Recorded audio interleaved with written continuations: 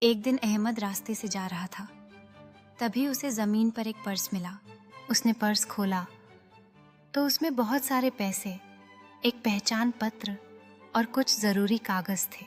ایک پل کے لیے احمد کے من میں آیا کہ پیسے رکھ لے، لیکن اسے اپنی بچپن کی ٹیچر کی بات یاد آ گئی، امانت میں دھوکہ دینا بہت بڑا گناہ ہوتا ہے۔